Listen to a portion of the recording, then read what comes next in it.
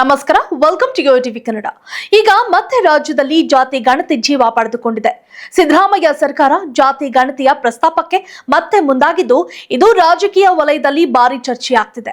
ಈಗಾಗಲೇ ಸತತ ಬೆಲೆ ಏರಿಕೆಯಿಂದ ಕಂಗೆಟ್ಟಿರುವ ರಾಜ್ಯದ ಜನತೆಗೆ ಈ ಜಾತಿ ಗಣತಿ ಹೇಗೆ ಪರಿಣಾಮ ಬೀಳಬಹುದು ಎಂಬುದು ಮತ್ತೆ ಪ್ರಶ್ನೆಯಾಗಿದೆ.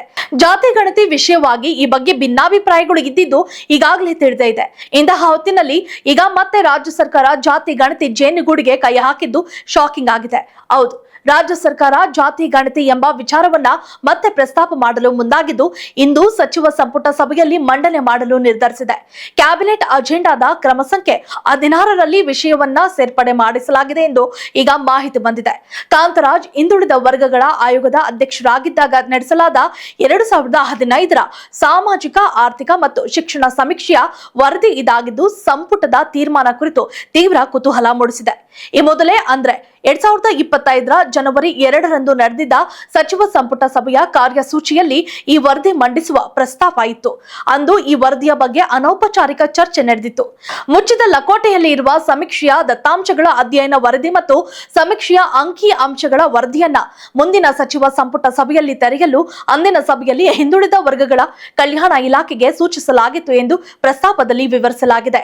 ಈ ಮೂಲಕವೇ ಈಗ ಸಾಮಾಜಿಕ ಮತ್ತು ಶೈಕ್ಷಣಿಕ ಸಮೀಕ್ಷೆ 2015ರ ಜಾತಿ ಗಣತಿ ದತ್ತಾಂಶಗಳ ಅಧ್ಯಯನ ವರದಿಯನ್ನ ಹಿಂದುಳಿದ ವರ್ಗಗಳ ಆಯೋಗವು 2024ರ ಫೆಬ್ರವರಿ 29ರಂದು ಮುಚ್ಚಿದ ಲಕೋಟೆಯಲ್ಲಿ ಸರ್ಕಾರಕ್ಕೆ ಸಲ್ಲಿಸಿತ್ತು. ಇದೀಗ ಸಚಿವ ಸಂಪುಟ ಸಭೆಗೆ ಪ್ರಸ್ತಾಪನೆ ಸಲ್ಲಿಸಲಾಗುತ್ತದೆ ಎಂದು ಹೇಳಲಾಗುತ್ತಿದೆ.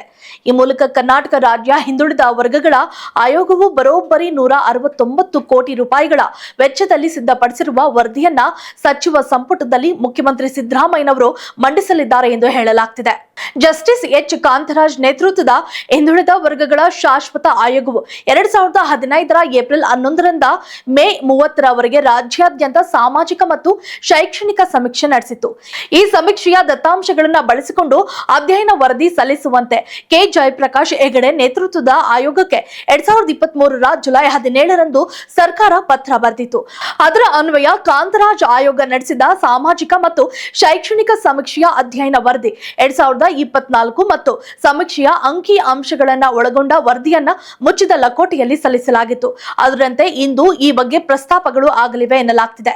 ಒಟ್ಟಾರೆ ಈ ಮೂಲಕ ಸಾಮಾಜಿಕ ನ್ಯಾಯಕ್ಕೆ ಕಾಂಗ್ರೆಸ್ ಬದ್ಧತೆಯ ಸಂದೇಶವನ್ನ ಗಟ್ಟಿಗೊಳಿಸುವ ಉದ್ದೇಶದಿಂದ ರಾಜ್ಯ ಹಿಂದುಳಿದ ವರ್ಗಗಳ ಆಯೋಗ ಸಿದ್ಧಪಡಿಸಿರುವ ಸಾಮಾಜಿಕ ಮತ್ತು ಶೈಕ್ಷಣಿಕ ಸಮೀಕ್ಷೆ 2015 ಜಾತಿ ಗಣತಿಯ ಅಂಗೀಕಾರ ಹಾಗೂ ಅದರ ಜಾರಿಗೆ ಸರ್ಕಾರ ಸಿದ್ಧತೆ ಆರಂಭಿಸಿದೆ.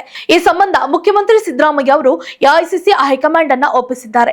ತೀವ್ರ ಚರ್ಚೆಗೆ ಗ್ರಾಸವಾಗಿರುವ ಜಾತಿ ಗಣತಿ ವರದಿ ಇಂದು ರಾಜ್ಯ ಸಚಿವ ಸಂಪುಟ ಸಭೆಯಲ್ಲಿ ಚರ್ಚೆಗೆ ಬರಲಿದೆ. ಅಲ್ಲದೆ ಹಿಂದುಳಿದ ವರ್ಗಗಳ ನಾಯಕ, ಸಾಮಾಜಿಕ ನ್ಯಾಯದ ಹರಿಕಾರ ಎಂದು ಕರೆಸಿಕೊಳ್ಳುವ ಡಿ ದೇವರಾಜ ಅರಸು ಅವರ ಉತ್ತರಾಧಿಕಾರಿ ಆಗುವುದು ಸಿಎಂ ಸಿದ್ದರಾಮಯ್ಯ ಅವರ ಮಹತ್ವಾಕಾಂಕ್ಷೆ. ಅದಕ್ಕಾಗಿ ಪಕ್ಷದ ಹೈಕಮಾಂಡ್ ನಾಯಕರನ್ನ ಒಪ್ಪಿಸಿಯೇ ಈ ಜಾತಿ ಗಣತಿಗೆ ಜೈ ಎನ್ನಲು ಮುಂದಾಗಿದ್ದಾರೆ ಎನ್ನಲಾಗ್ತಿದೆ. ಇದು ಯಾವ ರೀತಿಯಲ್ಲಿ ಸಾಕಾರಗೊಳ್ಳುವುದು ಎಂದು ಮುಂದಿನ ಅಪ್ಡೇಟ್ ನಲ್ಲಿ ತಿಳಿದು ನೋಡೋಣ.